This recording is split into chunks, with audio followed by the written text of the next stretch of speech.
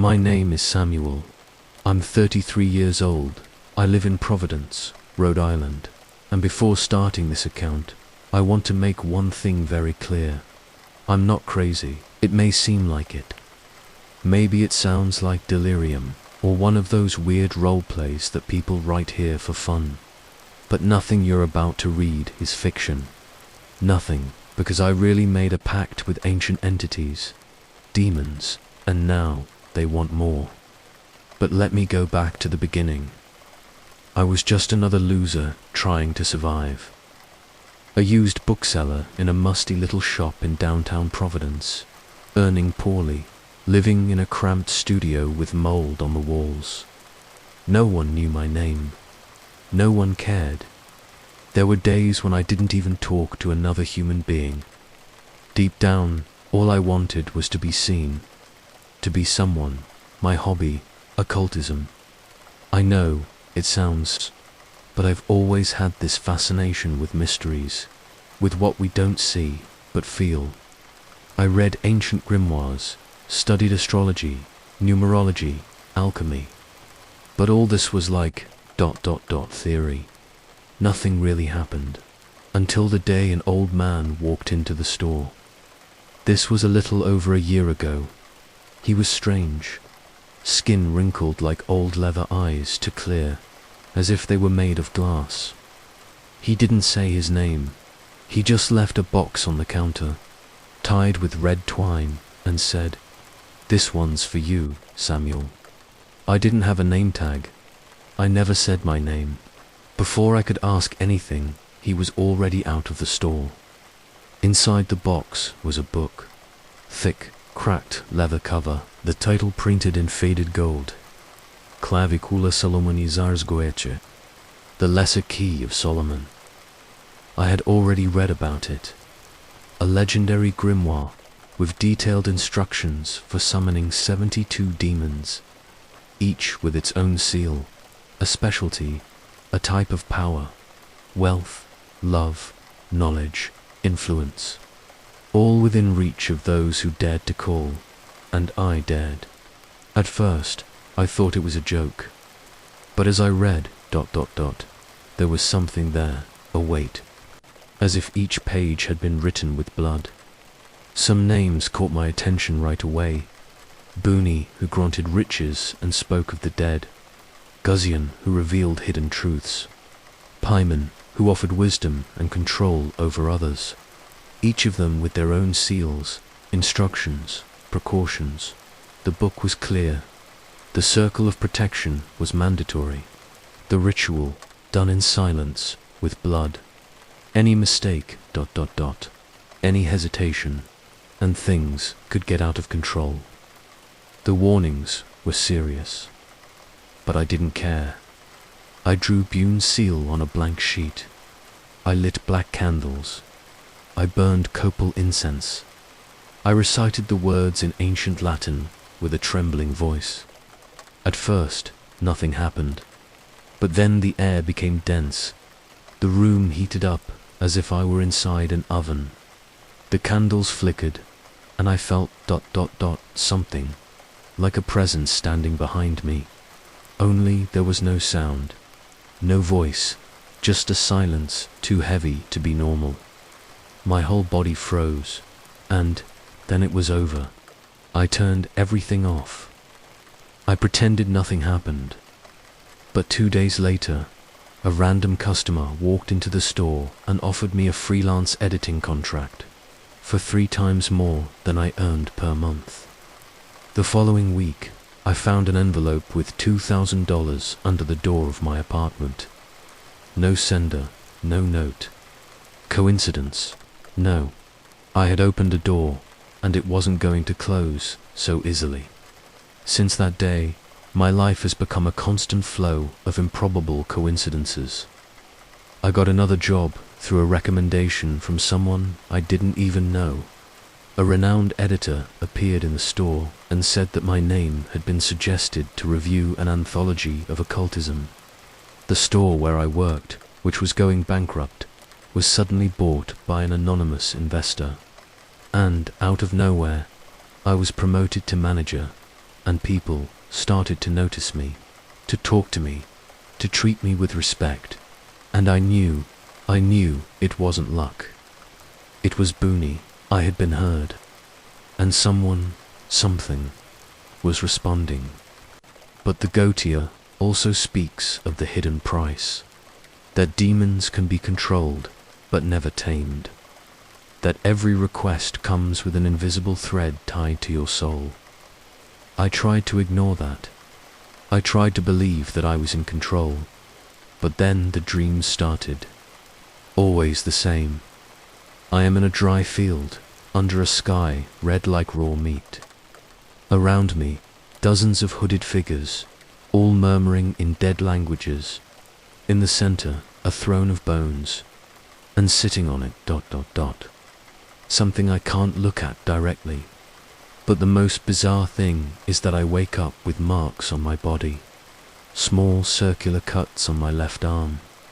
Exactly on the spot where I touched Bune's seal during the ritual. I started researching the book more deeply. And that's when I noticed something that escaped me before. A hidden paragraph, almost illegible, between the instructions. He who is heard by Bune shall be followed by him. Silence is the payment, devotion the currency, and oblivion impossible. After that, I decided to do a second ritual. I wanted to know more, to know if it had limits, to know if I was really in control. I chose Gusion. According to the Goetia, he reveals hidden truths, manipulates thoughts, and can provide clarity about the future. I prepared the circle, the seal, the words, but this time, something was different. Even before finishing the invocation, the candles went out on their own. The room darkened, and a strange fog, yes, a literal fog, began to form inside my apartment. The silence was absolute. I couldn't hear even my own thoughts. And then, a voice, but not in words. It was as if an idea had been pushed straight into my mind. You don't want to know the truth, but it will come anyway. The room shook. The walls seemed to breathe. And on the floor, where Gusion's seal was, a word appeared burned into the wood. Samyeza. It wasn't the name of the demon I called. It wasn't even one of the 72 from the Goetia. It was something ... worse. When I looked up that name, I discovered that Samyeza is one of the fallen angels mentioned in the Book of Enoch, one of the leaders of the Watchers, the ones who taught magic and weapons to humans, before being punished. And then it clicked. Something outside the ritual had heard my call. Something older, more hungry. Since that night, my mirrors have started to fog up on their own. My plants withered in less than a day. The microwave clock reset every morning at 3:33 a.m. every holy day. And now I can't sleep anymore, because every time I close my eyes, I see that throne, and I feel that whatever is sitting there is starting to look back at me. Since that symbol appeared on Bune's seal, I have felt as if something was watching me from inside the walls. Literally, it's a look, humid, old. It has no direction, but it goes through me, as if my body were just transparent flesh. And the mouth, because I know there is a mouth, chews slowly every second of my day. The Goetia book, the one I found in the bookstore in Ashland, began to change. Not physically, but it's not the same book anymore. The words change places. Entire sections disappear. Others appear where before there was only dust between the pages. There are nights when I open on any page and find scrawled by hand, "Samuel, you're past halfway." Halfway to what? And why does the book call me by name now? I thought I was freaking out, so I called Ryan, a co-worker, to spend the night here. I pretended I needed help reorganizing some bookshelves. At 2 in the morning, the doorbell rang. But it wasn't a normal sound. It was ... metallic, as if it were coming from inside the house's pipes. Ryan looked at me and said, half jokingly, "Dude, your house smells like a junkyard, but I know that smell. It's sulfur." And the sound of the doorbell wasn't coming from the door. It was coming from inside the bathroom mirror. We went there. The mirror was foggy, even with everything dry.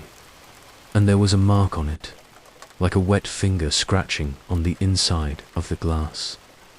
3 words: "You already said yes." Ryan thought it was a prank of mine. He laughed, took a picture, but when he looked at the picture on his cell phone ... there was nothing. The mirror was clean. The next morning, he left earlier than agreed. He said he needed to solve some urgent things, but he dropped his cell phone on the couch, unlocked, and I saw that the last tab open was Google. He had searched signs of demonic possession in friends. I didn't even get mad, because, deep down, I was thinking the same thing, only, it's not possession, it's much worse.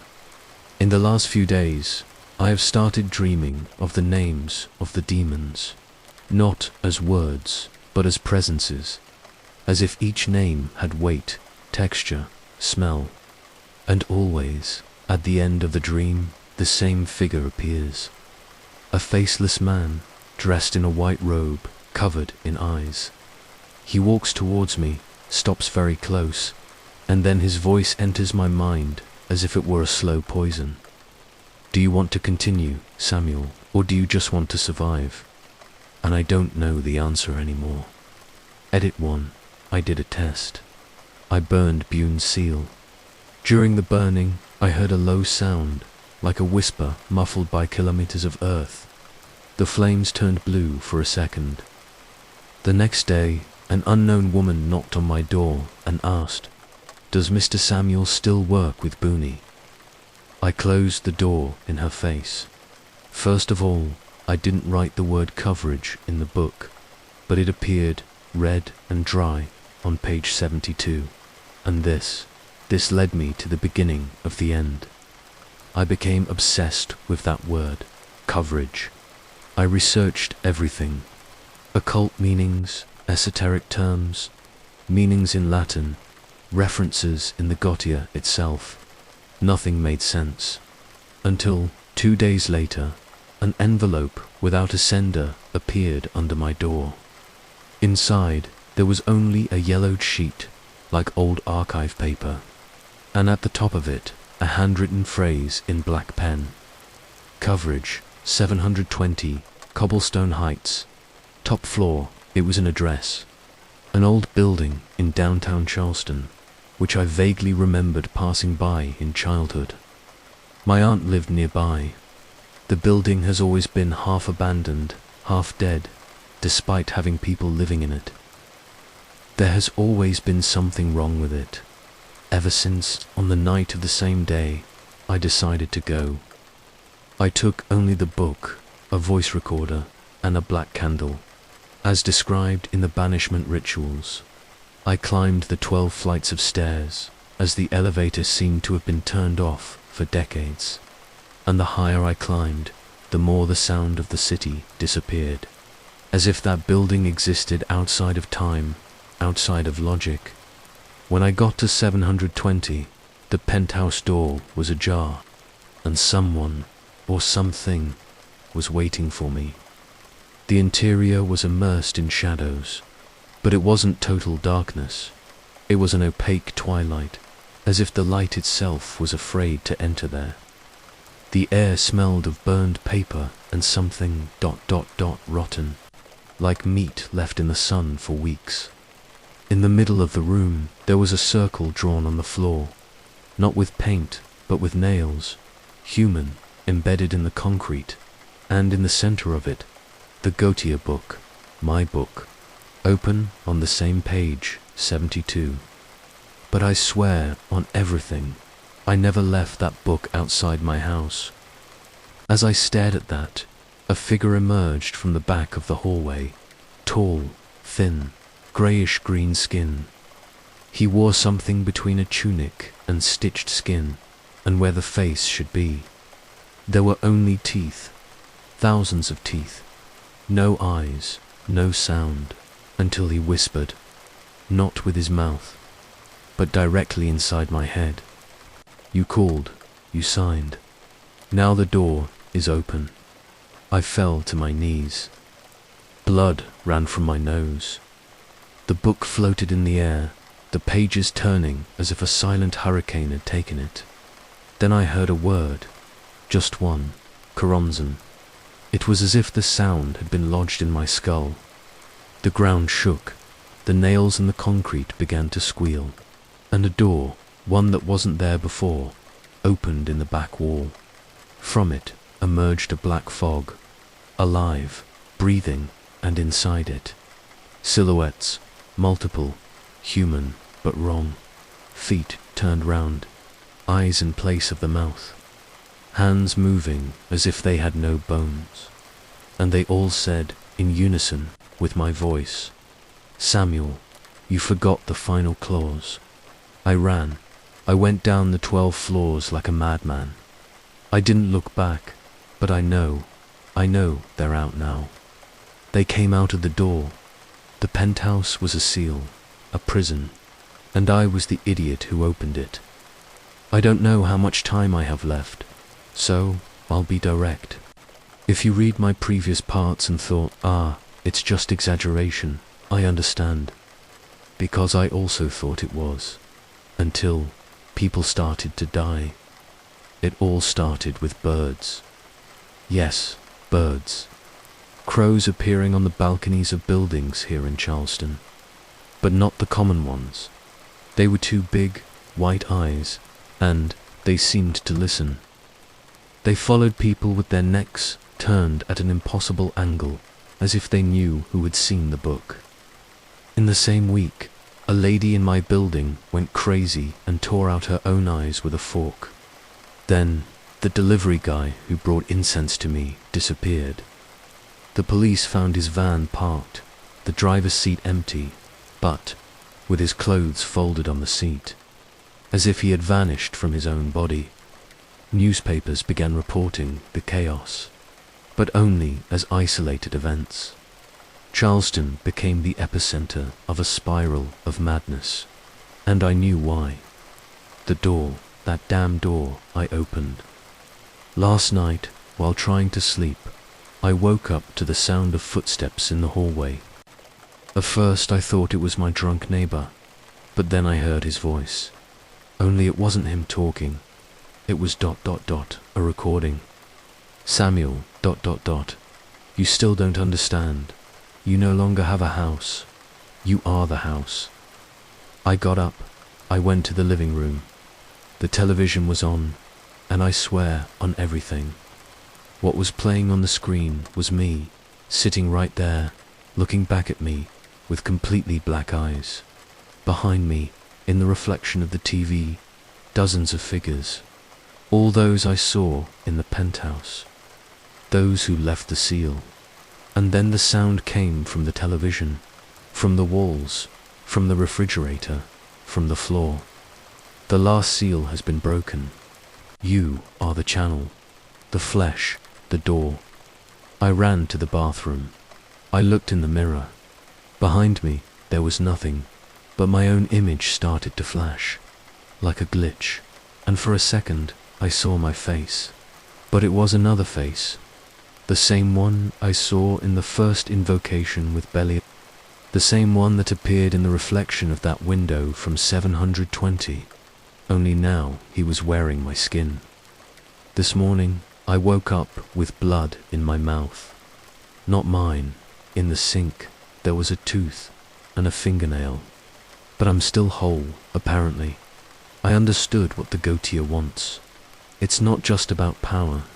It's not just about pacts. It's about portals. About using people as vehicles. Bodies as antennas. They need summoners to cross. To bleed the other side, inside ours. And when the last seal is broken, the channel becomes permanent. I am that channel. Samuel died. Not officially, not biologically, but something came in. And now I hear the other channels. They exist in every city. Some don't even know what they are. Others are spreading the seed. That's it. This is the secret of the elite, of the untouchables, of those who control more than they should. It's not just about political or financial power. It's about keeping the channels open.